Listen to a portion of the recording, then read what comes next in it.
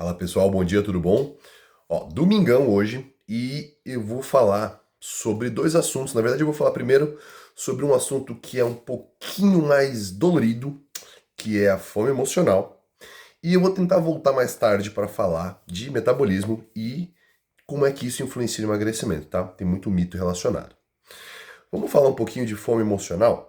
Domingo é um dia muito propício para fomes emocionais. Não que não aconteça de semana, tá? É que domingo tem um fator adicional que bagunça com isso. Vamos entender o que é a fome emocional.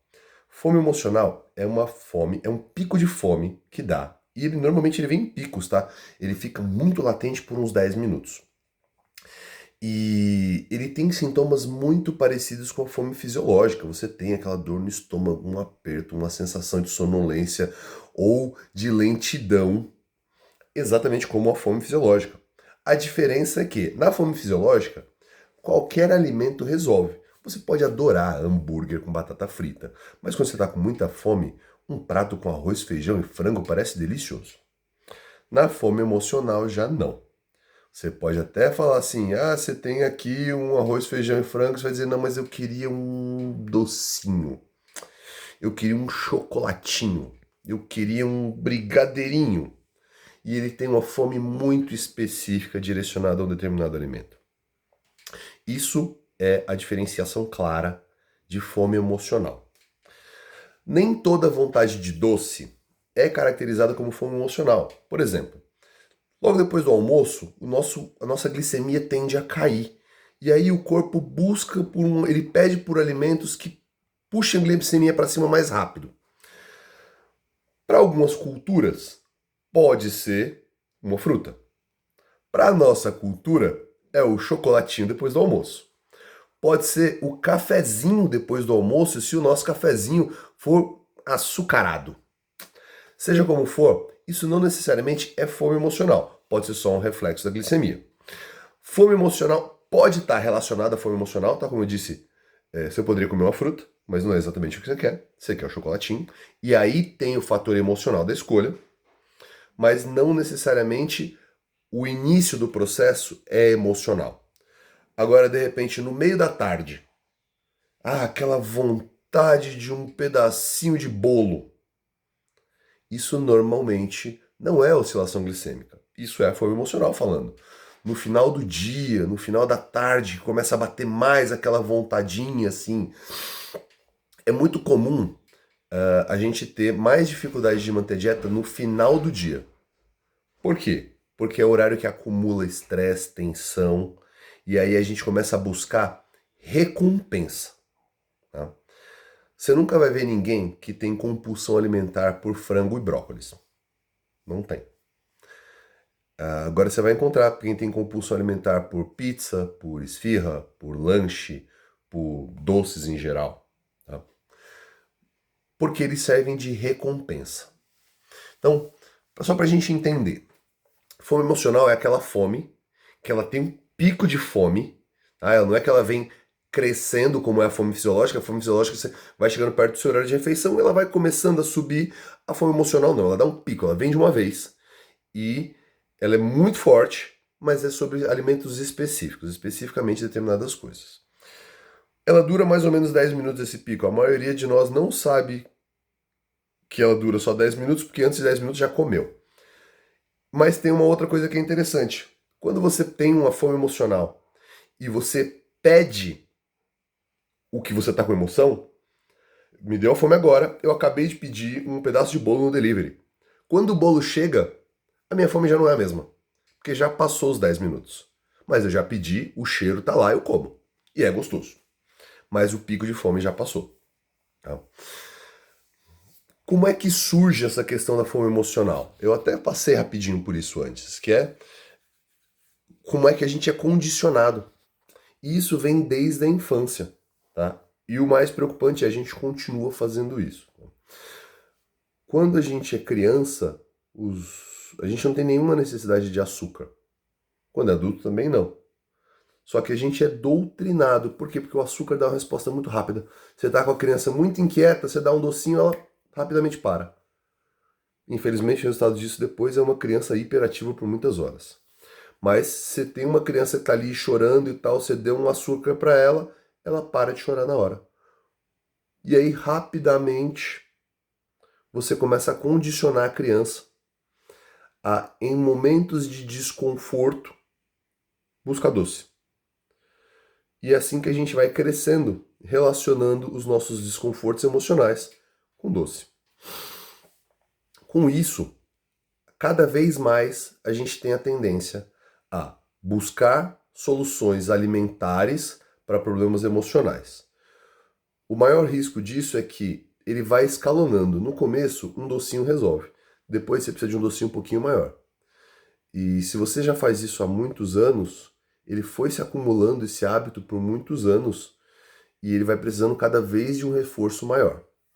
Então, cada vez que você tem essa vontade e você recompensa a vontade com esse doce, com esse açúcar, você reforça aquela circuitaria no teu cérebro de que aquela é a resposta.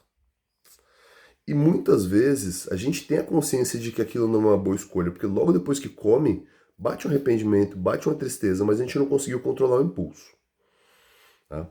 Então, e aqui eu deixo um alerta, peço desculpas se as mamães se sentem doídas com o que eu vou dizer. Mas cuidado com os achocolatados que você dá para o seu filho. Tá? Para você ter uma ideia, a gente tem desses achocolatados do supermercado, alguns que 85% deles são açúcar. Tá? E não precisa ser das marcas baratas, não, mesmo das mais caras. A gente tem até marcas com maior índice do que 85% de açúcar.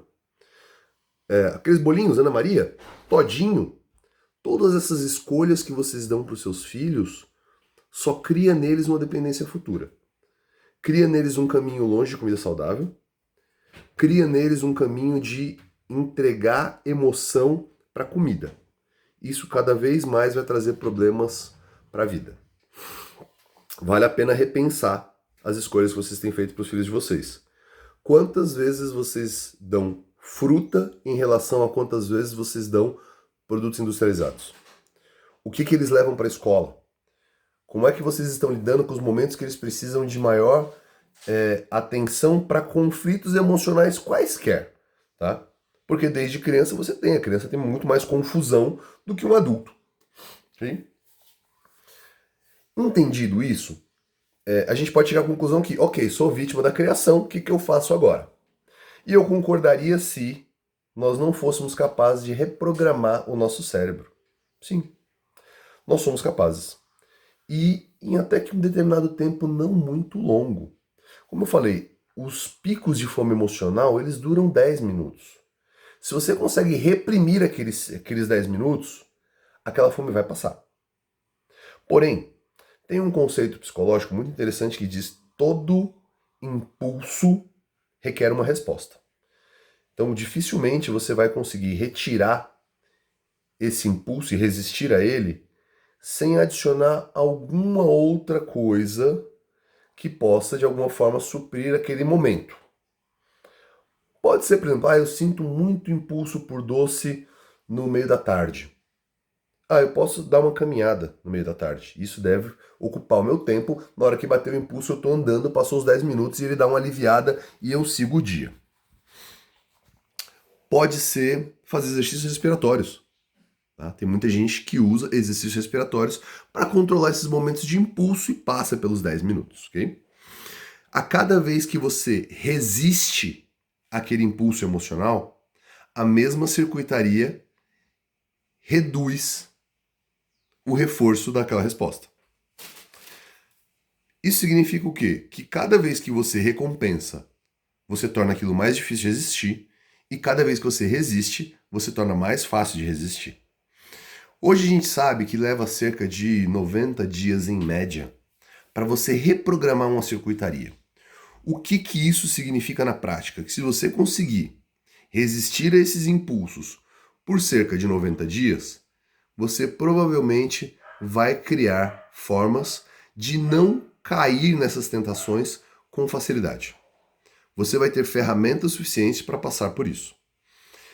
Galera, parece que não, tá? Parece que não. Mas vamos imaginar o seguinte.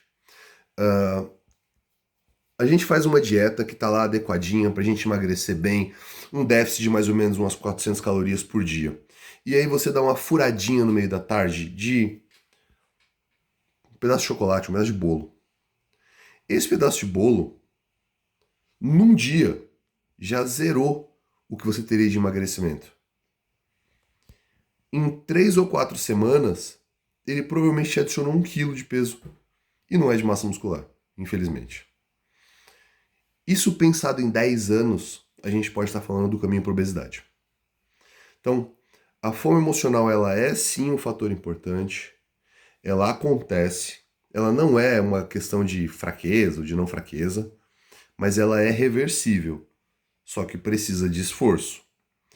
E, infelizmente, ela não vai passar sem desconforto. Tá? Então você vai sentir fome, você vai sentir vontade, você vai sentir desejo, aquilo vai doer de alguma forma, mas precisa resistir. Se você criar outros hábitos mais saudáveis para suprir aquele momento, você pode passar por isso mais facilmente. Ok? Bom, galera, é isso aí. Mais tarde eu volto para a gente falar um pouquinho de metabolismo. Um beijo para vocês, bom domingo.